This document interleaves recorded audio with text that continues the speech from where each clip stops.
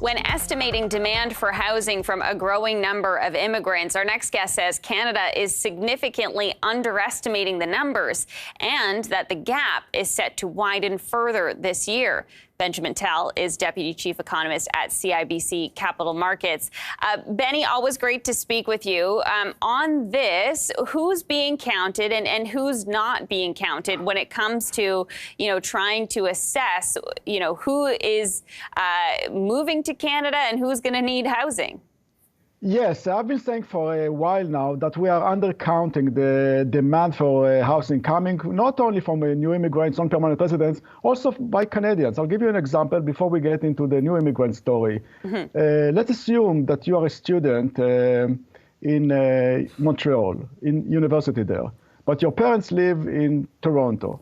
Stats Canada in the census, when they come to you and they ask, are you planning to go back to your parents' house when the academic year is over? You say yes. The minute you say yes, you don't exist as far as they are concerned because you belong to your parents' household. It's not your household. Despite the fact that for 10 months of the year, you are consuming real estate in Montreal as a renter. We are not counting those people. That's tens of thousands of people that are not counted in terms of demand for rental activity in big cities, especially university cities. That's one thing. Interesting. And then we have the new immigrants. We have a story in which you have to go back to 2020. October 2020, the Canadian government announced that they would like to see no less than 400,000 new immigrants in 2021. And people said, are you crazy? How can you get it? There is COVID, nobody's moving, nobody's flying. Maybe you'll get 4 if you're lucky. We got 405,000 new immigrants. However, 70% of them arrived from one country, and this country is Canada. How can you come to Canada from Canada? You were already here. I think we have a chart that shows that. We do, yeah, the addition of permanent residence chart, yeah. Exactly, so 70% of new immigrants in 2021 arrived from Canada because they were already here. They were students. Their visa expired. The Canadian government said, listen, don't worry about that expired visa. Why don't you apply to be a permanent resident while you wait?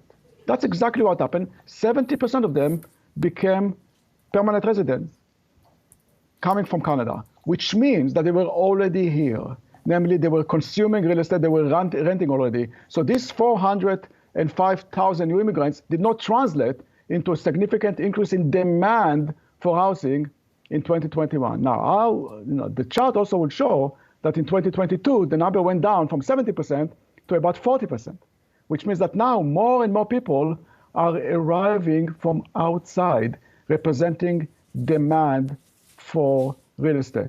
So we have a situation in which there is a huge increase in the demand for real estate today as opposed to 2021, despite the fact that the numbers of new immigrants similar. That's fascinating, but you don't have the official numbers to actually show it to you on a regular basis. You have to dig.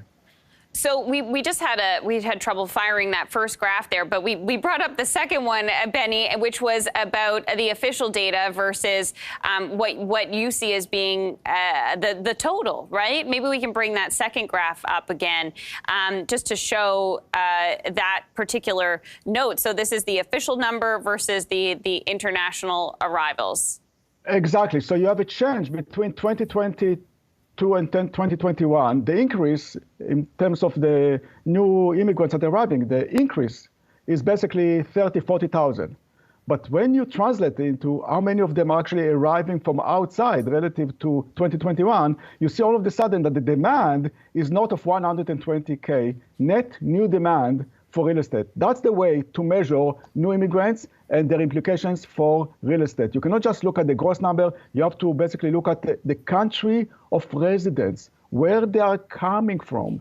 That's really important, and that's what we are not doing. So this study is trying to figure this out and give you some more appropriate numbers. It's really interesting, Benny. But I also wonder, even if we knew the numbers more clearly and that the demand is higher, I mean, it seems like housing can't keep up to the official data right now of who is coming here and who needs a home.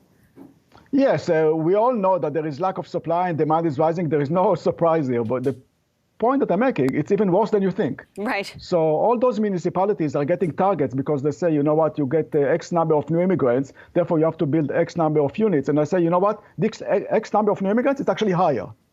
So the planning should be according to the right number. You cannot fight an issue without having the right numbers. That's a precondition for policy. And that's the point that I'm making.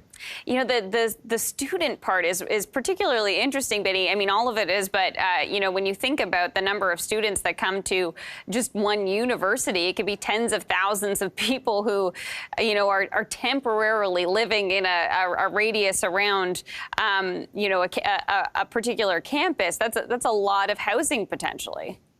And nobody's counting them. Nobody's counting them because you belong to your parents' household, which is true for 2 months of the year. Right. So we have to, you see, the way it works is that the census is not interested in real estate. The census is interested in household formation. How many households are in Canada? So as far as they are concerned, you're a student in Montreal and you go home for 2 months, you're not really a household. That's what they care about. They want independent households. But in terms of demand for real estate, it's a different measure. And that's the point that we were making. So it's not only for international students, but it's also for domestic students. But clearly, the international story is a big story reflecting in, you know, foreign students arriving at the numbers that we haven't seen before. It's record high. And more of them are coming from outside, which is increasing the demand for real estate. We have to have the number right before we make any policy decisions.